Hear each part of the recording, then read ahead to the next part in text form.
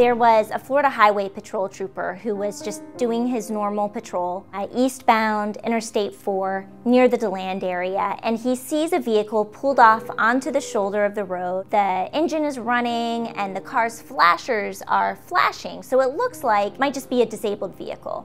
He quickly notices, though, when he pulled up behind the car, that there appeared to be someone, a person, slumped up against the outside of the vehicle. He used his spotlight to try to check it out a little bit and realized that there might even be a second individual in the grass nearby. Hello? By then, they've called for paramedics and they've called for the Volusia County Sheriff's Office. They also happened to shine their flashlights into the vehicle.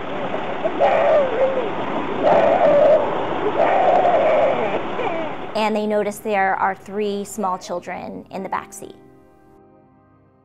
Opioid deaths are soaring in Central Florida. I think you'd be hard-pressed to find a family in America that is not somehow touched by this. If it hasn't touched your family yet, sooner or later it likely will. Years ago, opioid usage in Florida was predominantly prescription painkillers. But as pill mills were shut down, heroin went on the uptick. And now an even more potent opioid called fentanyl is causing deaths at an alarming rate. This poison doesn't discriminate. It's all races, it's all genders, it's all ages. On this edition of Orlando Sentinel Snapshot, we're unmasking this epidemic and asking how Central Florida leaders are trying to stop it. This addiction is overpowering, overwhelming, and it's destroying lives and destroying communities. So, like your mommy, daddy. That's who it is. Mommy, daddy, and mommy. The couple found on the side of the road was Daniel and Heather Kelsey. It's the kids that are left behind. It's the parents that are left behind, the grandparents that are left behind. They're the ones that suffer because of their bad choice and stupidity. I knew something was really wrong. And I suspected even then, that it was drugs. I just didn't know what it was. They loved each other, but their personal life, it was like a roller coaster ride. Kind of one disaster right after the other. Somebody did this to me and I'm quitting here, or we're moving from here because somebody did this. After a while, you obviously know it's the person that's running from the disaster that's the disaster. Orlando Sentinel reporter Beth Cassim covered this story from the beginning. Police tell us that through their investigation, interviewing family and friends, Heather and Daniel at some point along the line had developed an addiction to painkillers, and it appears eventually heroin. Volusia County Sheriff Michael Chitwood is investigating the case. These people were not criminals. They weren't street urchins who were out there doing robberies and burglaries. They weren't. They were people that had a disease, and the disease killed them. And in a disease, they lose complete focus on what reality is. That we have 3 kids that we need to raise, and we need to be there for. That wasn't what their priority was. Their priority was chasing the next high. According to deputies, their first high was from prescription painkillers. Daniel started, I believe, with a back injury and started taking medication for that. And Heather was taking painkillers from childbirth. And then it just proliferated. Law enforcement says pain clinics could be to blame. Almost everyone I talk to mentions pill mills in relation to the current opioid epidemic. That's because many law enforcement agencies draw a line between the crackdown on pain clinics several years ago to more addicts looking for heroin today. There were more painkillers being dispensed in the state of Florida than all the other 50 states combined, several times over. If you were addicted to painkillers, you could go to one of these clinics and get yourself a prescription very easily. It might come from a real doctor, but this wasn't necessarily all on the up and up. When they put the pill mills out, the ability to buy the pills dried up. And now, what do you turn to? You got to turn to something. In Lake County, Sheriff Peyton Grinnell is also seeing this trend. Now people are able to buy heroin cheaper, possibly get some of the same effects from it. All I know is that it's a problem here. And the way he decided to tackle this problem went viral. Last month or so, I've had several phone calls from citizens in this county concerned about the number of overdoses related to heroin. This video, aimed at dealers who sell heroin and fentanyl, was viewed more than 1 million times. To the dealers that are pushing this poison, I have a message for you.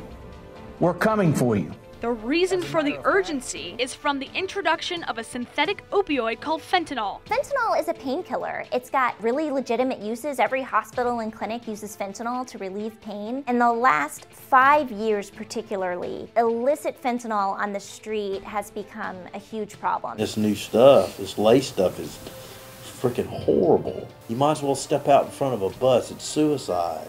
In Orange County, Sheriff Jerry Demings is also dealing with an increase in fentanyl overdoses. We are responding several times each day to an overdose situation. In many cases, what they believe to be heroin really is turning out to be fentanyl. You can't look at it and tell the difference. The problem is fentanyl can be deadly in extremely small amounts. People are used to injecting a certain amount of heroin. If they inject that exact same amount of the wrong drug or another drug, it could lead to death very quickly. Fentanyl can be lethal in as little as 3 or 4 nanograms per milliliter of blood. Heather had 23 nanograms of fentanyl on her toxicology report. Daniel had 40. These would be considered extremely high and certainly very deadly rates.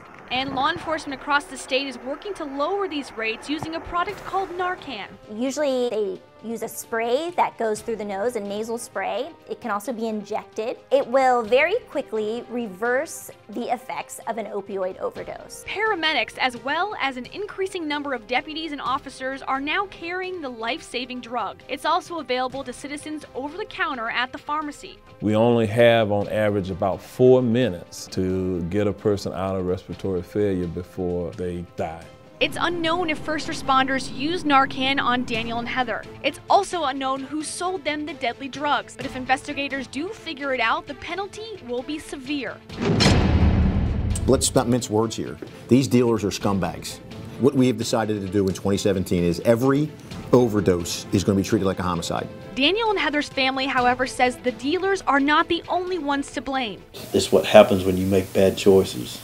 If you're willing to do that, in my opinion, even though it was my daughter and son-in-law, you don't love those kids enough to get your life under control. But in the months before their deaths, Daniel and Heather did seem to be getting their lives straightened out. Just like an alcoholic, heroin addict, anybody else, they'd been good for a while, and they said, oh boy, we've been good, we're going to treat ourselves. We're going to have one last hoorah. And they did, and they didn't live. They celebrated Christmas with their family less than a week before their deaths. She roasted a pork loin, she made the meal all by herself. Her tree was trimmed in multicolored lights, and her and Daniel sat on the floor with the kids and opened presents. Looking back, you'd have to say it was like a perfect day. I mean, if you had to leave with a memory, that one there was perfect. It was nice. It was very nice. Didn't know it was going to be the last one.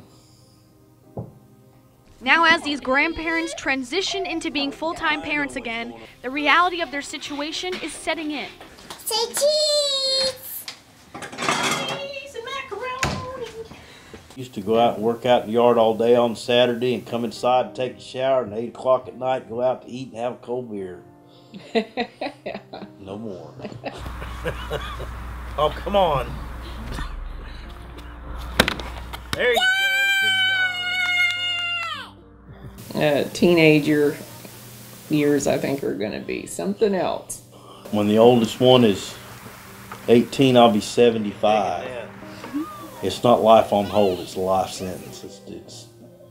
It's going to be to the end. Go, go, go, go, go. Go, go, go. At the end of the day, the real victims in this are the 3 little kids. They lost their mom and dad. Joey, Say cheese! who at the time was age 4, Aiden, who is 2, and Nicholas, who had just turned 1. They are a handful, but their grandparents are really proud of them and have told me that they bring a lot of joy to their lives. Hey, Papa! I think this story shows just how serious this problem is in Florida. I think that says a lot about where we're at in terms of this epidemic and how much it's growing. I hope this story certainly catches the eye of public officials to put more funding to treatment and certainly to provide resources to families when they're trying to figure out what to do with a loved one who seems to have an addiction.